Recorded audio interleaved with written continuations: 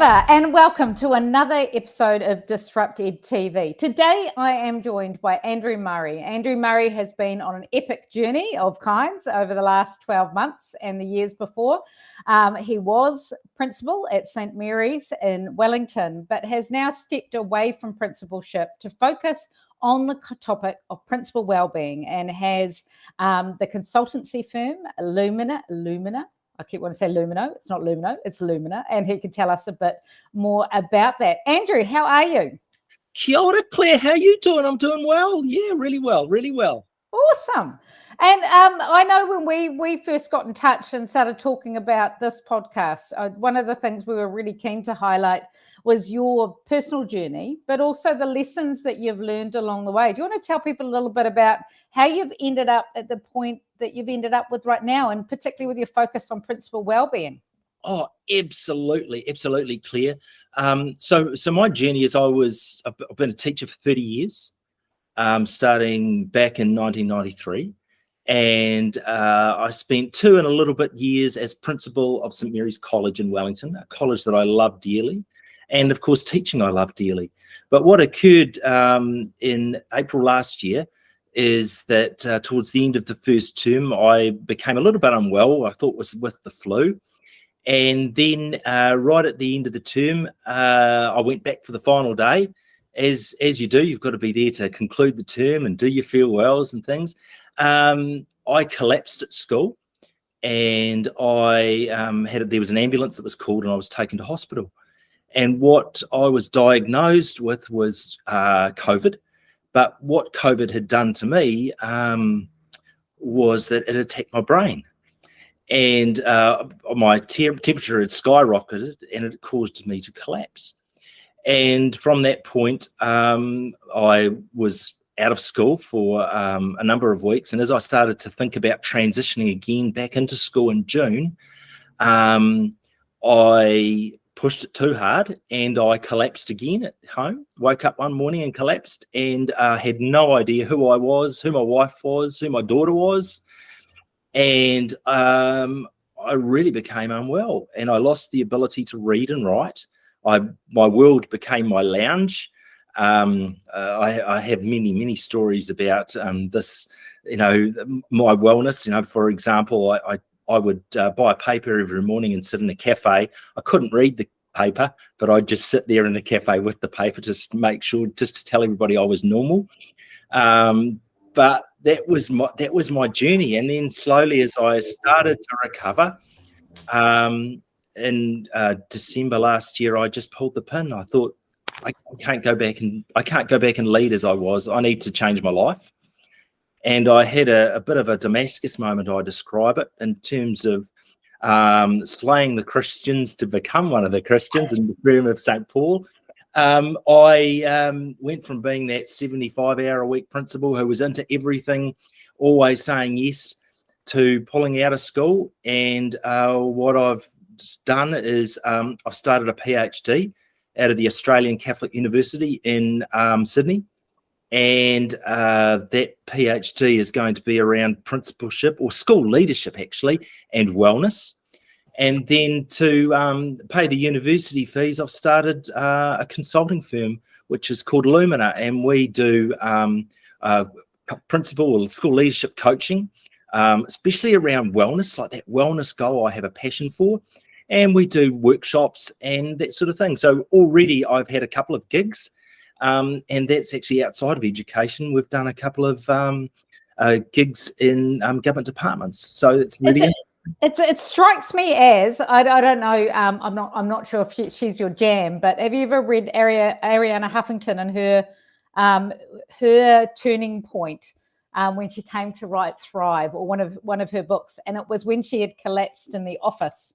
And was woke up in a pool of her own blood, and had reached that point where she realized that she was just doing too much, trying to be too much, and all the rest of it. So, I mean, that sounds like that's a full-on journey that you've been on in a really short period of time, Andrew. And what was your sense? I mean, okay, it's COVID, and we all know that, COVID was something we didn't have control over, but was your sense that a lot of it was more to do with the fact that because of how you'd been working, because of how you'd been treating yourself, because of the way that maybe you'd been burning the candle at both ends, that the way that you responded to COVID, or what happened to you when you had COVID, was as much about your predisposition towards overwork as it was about anything else? Yeah, good question, Claire. I suppose, and being the type of person which again illustrates this full-on stuff, a lot of doctors couldn't tell us the why. Yeah. And so here I was, really, really sick, dictating letters to the School of Medicine in London saying, why am I like this? Let's fix this, and spending time on that, where doctors were saying, Andrew, just get well, know. And was it connected to the mahi? I don't know, but I know this, that I had untold time for reflection. Like I couldn't really watch TV, and I couldn't really read books because I'd lost that ability. And what occurred was, in that reflection time, I started to do things like meet my daughter after school walking. She'd come home from school and I'd meet her, and I'd cook tea. Like I'd never cooked in our marriage in my life because we'd always be at school. Yeah. So I was cooking dinner, and I was going, far out, Claire, I love this. This is awesome. And then I was doing things like doing the washing here at home, and I'd be telling people, oh, far out, I've hoping the sun comes out today so I can dry my washing. And it was the stuff that was really bringing me joy. And that's where it connects to this wellness inquiry, Claire, because I go, maybe we need to do principleship different. Now, I'm not saying, hey, let's everybody step away, but maybe it's just, I don't know, maybe my reflection, I feel as though I want to do it. I want to do something with it. Yeah. And so you feel like you've learned too much throughout this journey to sort of stand by and not try and leverage the learnings, I guess. And I often wonder what it is that makes us the way we are. Like I've often reflected on the fact that I'm probably quite an unusual example in that 27 years in education, I've always frustrated the hell out of people by being the person who arrives at 8 and leaves at 4 o'clock. And unapologetically has a million other pastimes and interests as well as principalship. Well, what do you think? What are some of your early reflections when you go into you said you're going to do your PhD around principal wellness? Yeah. I mean, how much of it is nature and how much of it is nurture? That's a brilliant question. That is a brilliant question, and it looks, what I'm hoping to take apart is, with that question, do we need to do principalship differently? But my other mantra is, who's caring for the carers? Yeah. We have this conversation, and don't get me wrong, this is all important.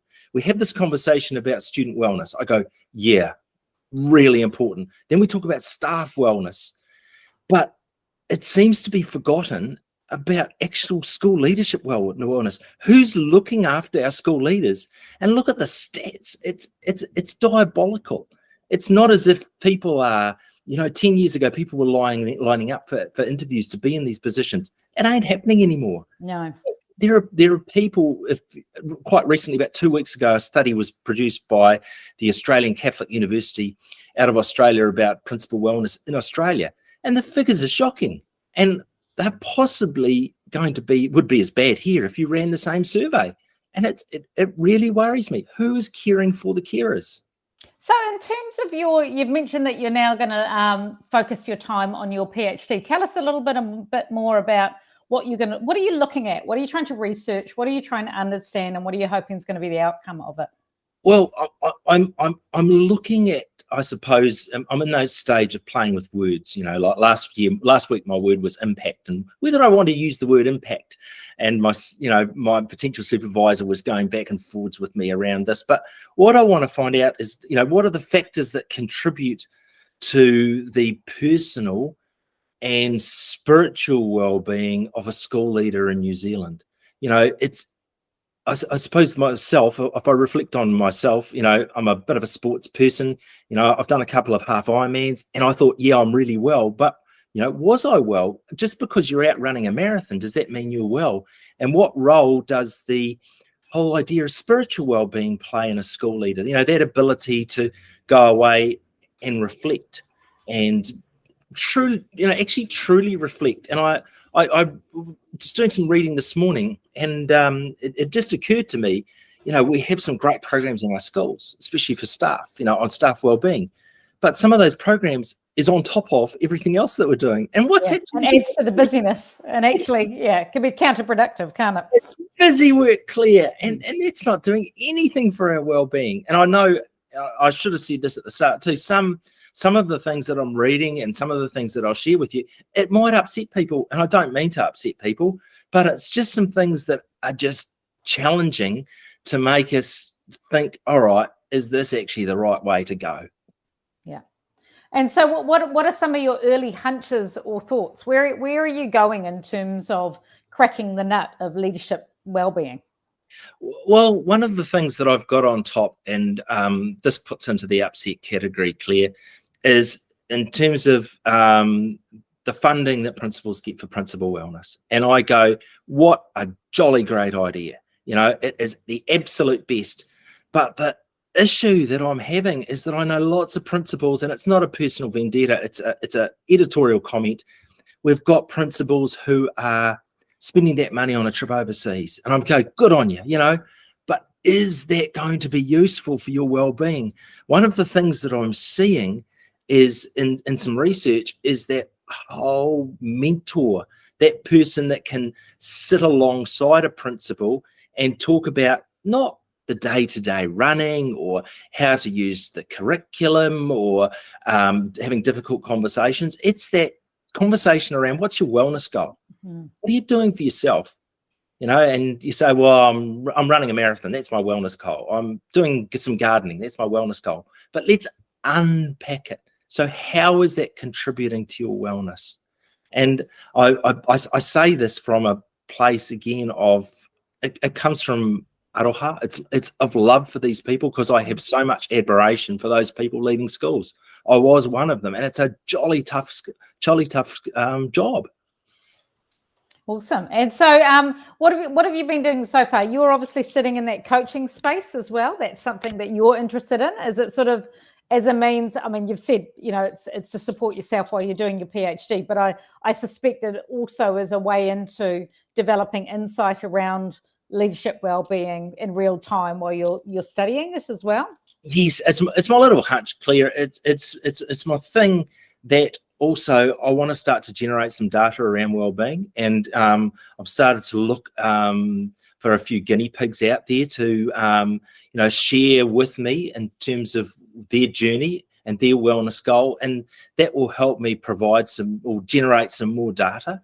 I'm really surprised that the amount of research out there on this is not huge. No. And interestingly enough, as I've discussed this, there are a lot of people out there who are going, hey, Andrew, I'd love to be a guinea pig. Oh, Andrew, I'd really love to, do some sessions around this, because I think there's understanding from somebody who's, been in the seat and been able to go, yeah, I understand what it's like to do this, but let's drag it back and talk about, what are you doing for your wellness to solve this? Being at school on Saturday and Sunday, it's not going to help you solve these problems later on. It's that concept of I'm 6 years into my principalship. I don't actually know how to access the school on the weekend. Well, bless you. That is just. I'm proud of that. It's the thing, and I say, and I really mean this, and I say this for everybody that I meet when we have this conversation. It's that I feel as though that I can acknowledge that, because I was the guy 12 months ago that would say, oh, Claire, you don't even know that. What sort of principal are you? I'm there 70 hours. So I'm able to go, actually, I get it, because my journey is, I now appreciate that. And I have appreciation for that. And I don't think we're giving badges away for, doing the most amount of hours during the week, because it's just ridiculous. And when I talk about my journey, I'm not unusual. There'd be people doing more hours a week when I was principal. Yeah, I've often got really cross, and I think we do ourselves a disservice in education where we wear sort of martyrdom as a badge of honor in terms of, you know, just how much we do for our job. And I see it with teachers, and I saw it through negotiations as well, where actually marketing wise, we don't do our sector any favor either, because, you know, the whole woe is me, I spend so many hours, I don't have holidays. Do you know what? I turn around to people and go, I don't know about you, I have the most kick-ass holidays. I have had the privilege of a 27-year career, which has gone from strength to strength, and I've had the holidays off with my daughters, and I've had my evenings off to do all those things. And I am, you know, of course I work. Of course there's a work-life blend. Like, I will do bits and pieces here, there, and everywhere as I have to and when I need to.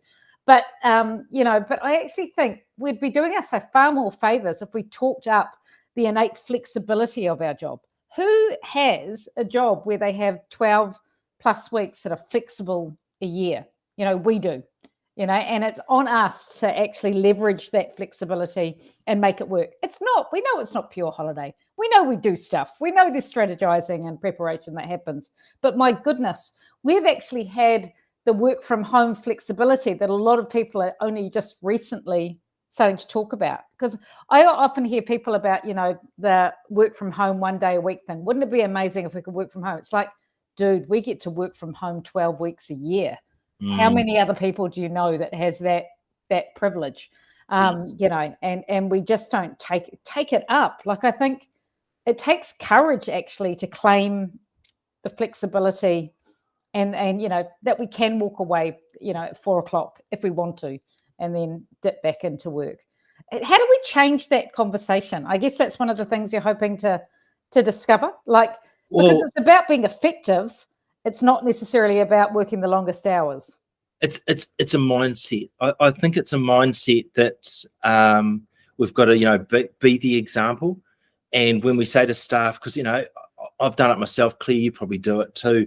You know, with staff, I say to them, you know, if you're unwell, stay at home. You know, be at home, look after yourself. But how can I say that if I'm not doing it myself? And the other thing that occurs to me, you know, we talk about in New Zealand at the moment, and I know principals out there are advertising in the Gazette at the moment, we go, there's this huge teacher shortage. Well, actually, there's not. You think about the amount of teachers who are actually not in our schools.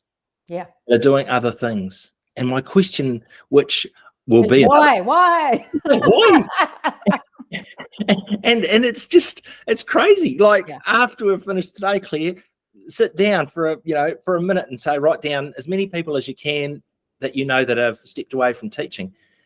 Your list will be endless. It won't be endless, but it'll be rather large. I always get upset that so many bloody fabulous educators end up going to the ministry, and I look at them going, come back, you know, and they might just be forced back into schools in the coming months and years. But I like, how do we get to the point where being in the Ministry of Education is more appealing than being in schools with the young people who, for the most part, that's who we got into the game for. We got into the game because we actually love young people. We love serving young people. We love engaging young people. And to think that going in basically the equivalent of an education office job is more appealing, you know, we've got to change that narrative.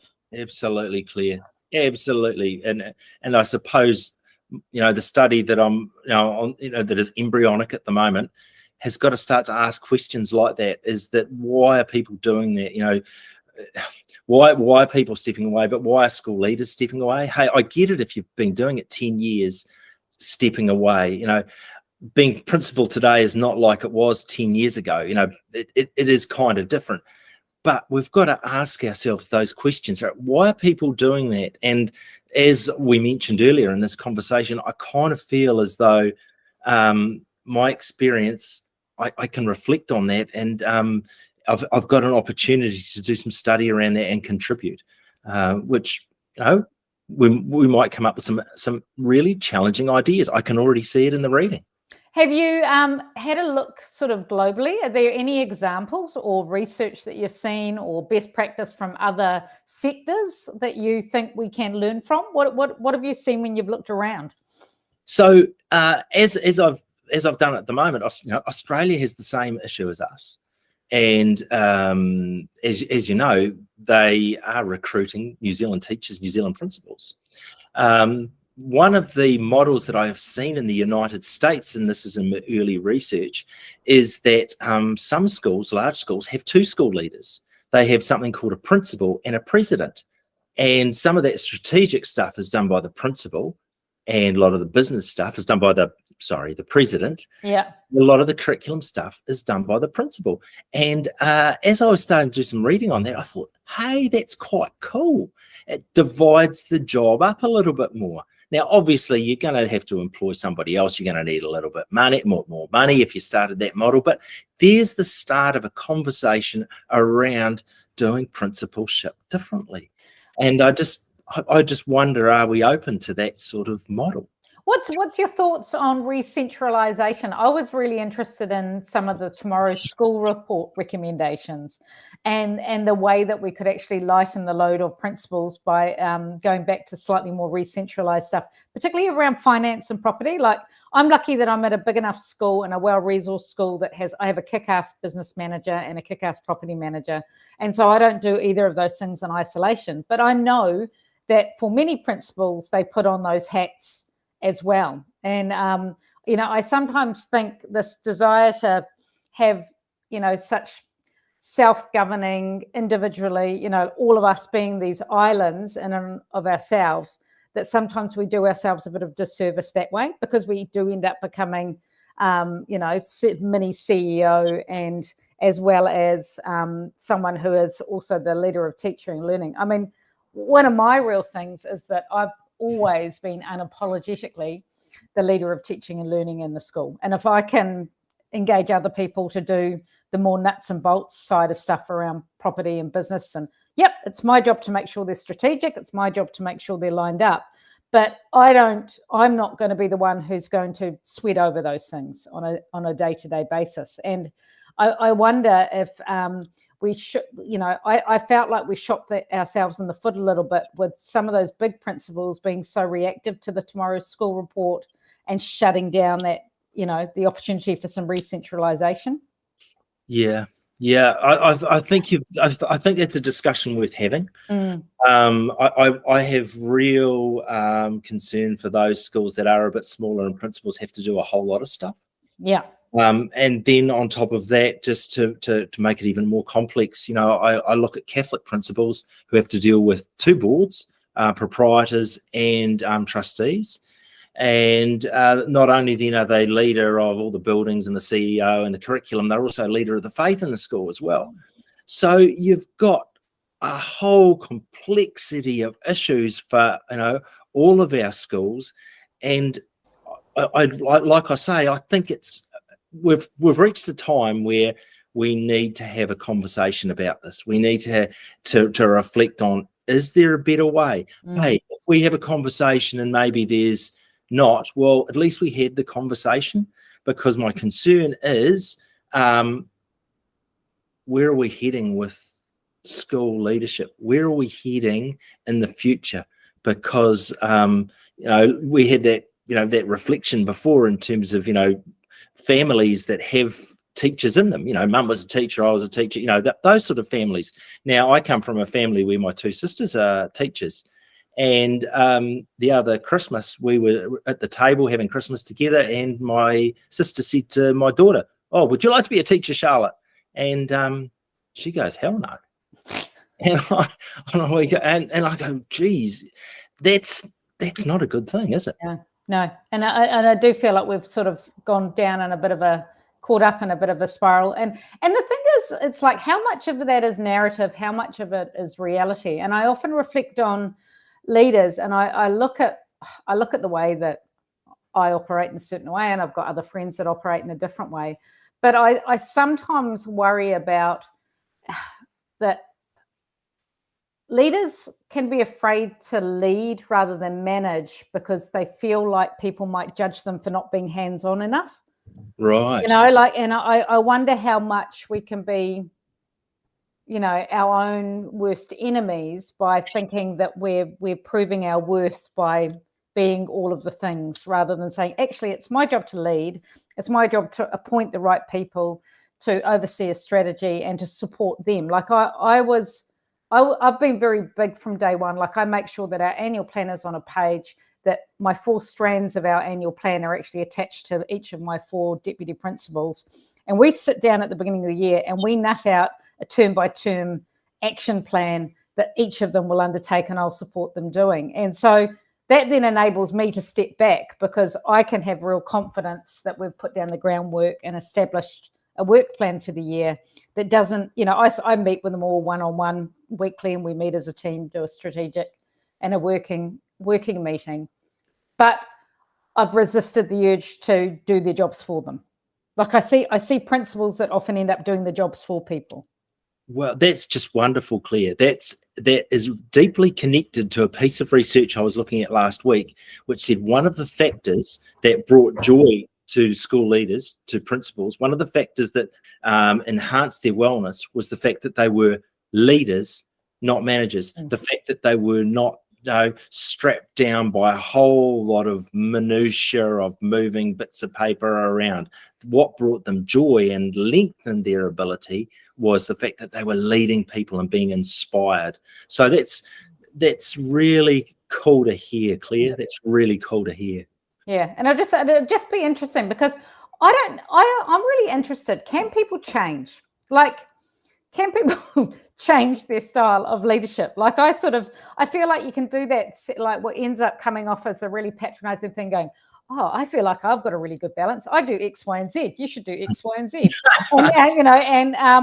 And that's going to be of no value to someone else if it's not actually part of their principles and values, and how that, their vision of what success looks like, their vision of what a success. Like, early on in the days of doing masters and looking at the different models of leadership, we've got our own mental models that are formed very early on. Like, I often put much of my approach of, like, determinedly retaining a work-life blend or balance and having a lot of stuff going on outside of school, I put down to my mentor in my first year of teaching, who happened to be one of my favorite teachers at school. So I went to Rangitoto College.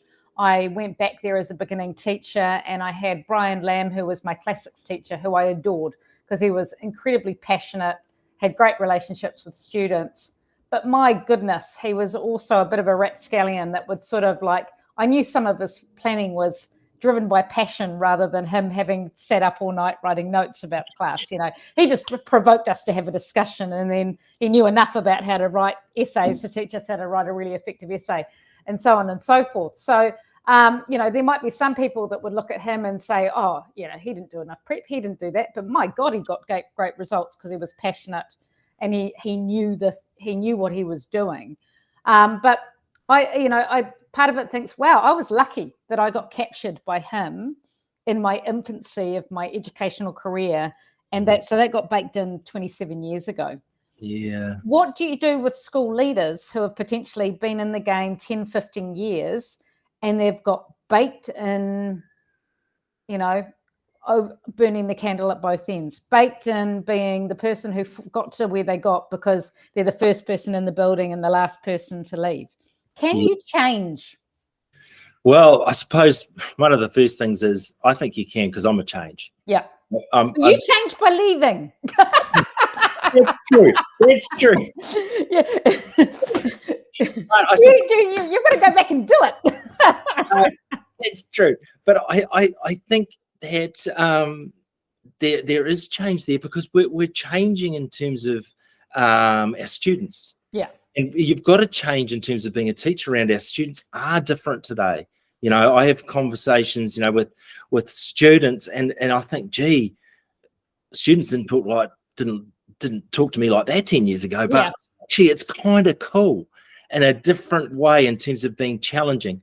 But I think there is that ability, and I suppose that is where I'm really interested in with my study.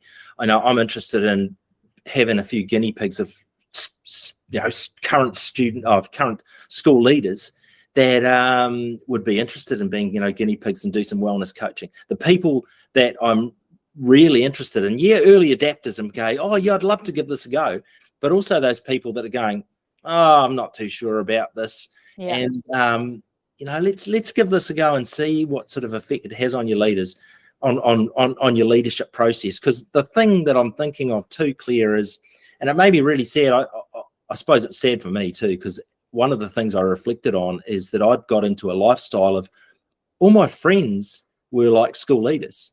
And when I stepped away, I went, well, what's my life? How do I feel today?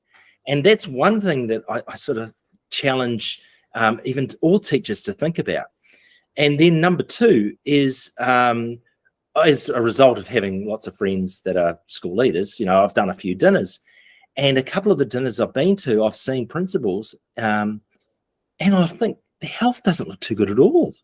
And I'm going, how are you treating yourself well? And it's like, well, I'm doing okay. And I mean, I go to ask the question again, how is your health? Are you looking after yourself? I'm not being nosy, but it's a place of care, because you're school leaders, but you're also people. And some of the way that we are treating these leaders is not good. So if there's school teachers or middle leaders or school leaders watching this today, what's some of the initial things that, at this early stage? I mean, I know that you've said you're early in your research and you're not pretending to have all the answers at this stage by any means, but in terms of, if you could talk to yourself 3 years ago or any other leaders now, what's some of the things you'd ask them to consider or ask them to do or encourage them to do? I think number one is think about what is your wellness goal. Like, we have set up our goals for the year, and in terms of principal appraisal and our principal groups, and we reflect. And I understand some of them out there are really top notch, and that's really good. I know the one that we had was fantastic.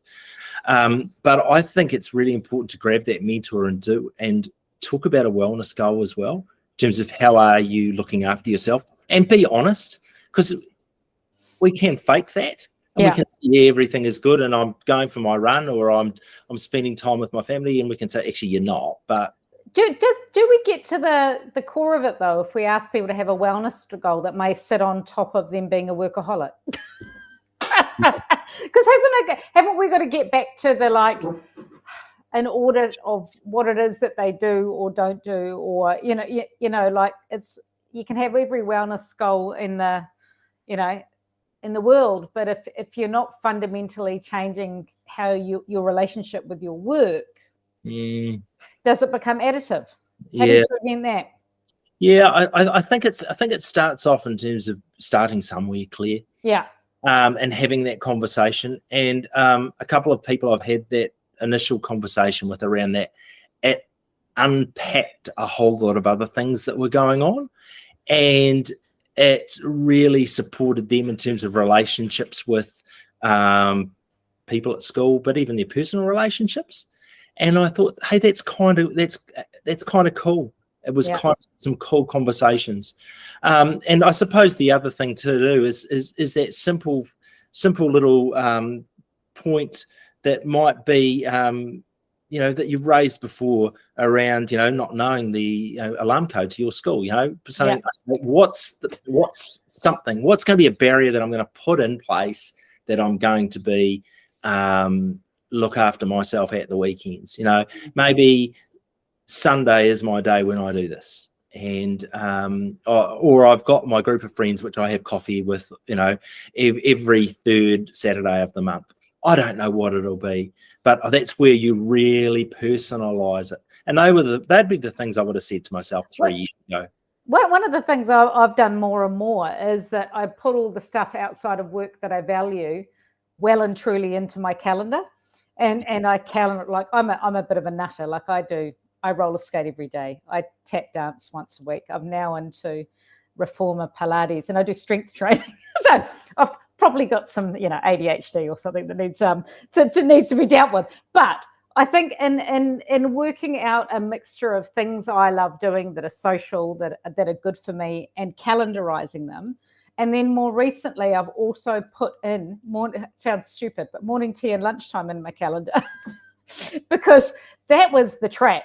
You used to do that thing where you'd fill in, and then you'd realize that you arrived in, because people don't realize that leadership and principalship gets it's like 95% face-to-face meeting time with people. you know, and people can look at you and go, what do you actually do in your job? It's like, well, I meet with people. I can tell you that much. Yeah. but actually carving out that time, like making sure that morning tea was actually morning tea, lunchtime was actually lunchtime, and that those extra things I love doing were actually in my calendar, so I was therefore not available, was actually really powerful. And actually realizing that one of the incredible privileges of being the school leader or the boss is that actually you own your time. And I think we often forget that.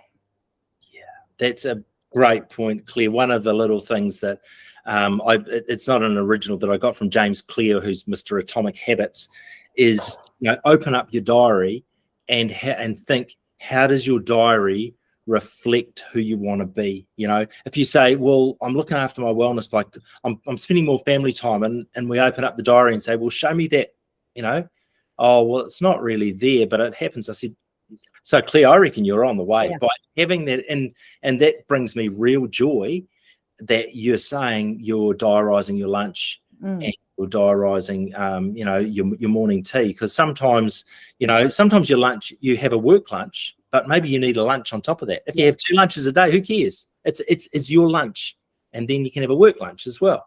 And also, I think being comfortable with actually booking in time where you're going to do some reading, like professional reading, or booking in time to do that stuff as well, rather than that having to be something that you flick in later. Like if a report comes in or research comes in, I've got much better at going, actually, that block, I'm out, because I'm actually going to be sitting and reading that research, or I'm going to be sitting and doing that. And what I really appreciated your comment earlier too, Claire, is that you've got to do you in terms of this wellness, which, you know, I worked with a group the other week, and they generated themselves in terms of how they can support their wellness. And it might be very, very different. I know I worked with a principal whose way of looking after himself was mowing the rugby fields on a tractor. Yeah. And 3 hours on a Saturday doing that. And I was going, that's insane. But actually, it was a way of looking after it. He reflected, and he could just look after his health. And, you know, it might be different to all people. And it's okay. I do think we have a responsibility, and we touched on this before we started recording, is that actually we've got a real opportunity as school leaders to lead by doing rather than just saying, you know. And like I remember when one of my teachers mentioned the other day that when I first started, and they cottoned on to the fact that I left school around 4:30, there was rumblings that, you know, like that, wow, she leaves, like she's gone at 4:30. And then someone turned around and said, yeah, but if you ever emailed her at night, she'll just reply. So like she, you know, she will walk out the door, but, you know, she's also really responsive. And not that I expect any of my staff to reply to emails in the evening, but I think the point was that actually I hope it's empowering that, you know, I'd say, look, we don't have after school meetings. Some of our middle leaders have some occasional ones, but for the most part, you want to actually model that and say, look, I'm making the most of the flexibility. I'm going to go out. I'm going to go to the gym. I'm going to go do a workout. I'm going to go do whatever. And yep, as long as you're doing your job and on top of your job, that should be celebrated. Absolutely, Claire. Absolutely. And it's getting into the practice of those little techniques. You know, like, okay, you say, I'm not going to look at my email, but maybe, you know, no emails sent after 3 o'clock on a Friday. Schedule them, because of course, if you send me an email, I'm going to send you one back, and there's your weekend gone. We're just going to play email tag. So I think it's examining techniques that work for you. Yeah. Awesome. Okay, so as we come to an end, what are your final takeaways, Andrew, and how can people get in touch? Hey, if you want to get in touch with me, I think you can probably just DM. We'll put your link below as well. Oh, absolutely. So you just DM me here below. And my final takeaways, I suppose, is, or, you know, you can find me on LinkedIn or any of those socials. And absolutely, if you think, hey, I'd love to be a bit of a guinea pig in terms of some coaching, hey, it'd be great to have a kōrero with you. In terms of my takeaways today, hey, I just want my school leaders throughout New Zealand just to ensure they look after themselves in terms of their own health, and be reflective and be real honest around that particular space, because it can be really, really hard. And if you're the principal that works a number of hours a week and doesn't treat themselves well, but says, "No, I'm okay," I think it might be time to just have a sit down, because, you know, through me, I got long COVID, and I know still some mornings I wake up, my body's a bit sore, and there'll be some days where I might wake up and a bit slow, but I'm on the way back. I wouldn't wish what I had on anybody. And I just think that we need to just look after ourselves and think about doing principalship differently. Awesome. Thank you, Andrew. And to everyone who listened until the very end, thank you for joining us. And as always, if you've got ideas for who you'd like to hear from, or you'd like to join the conversation yourself, please reach out. Until next time, ka kite.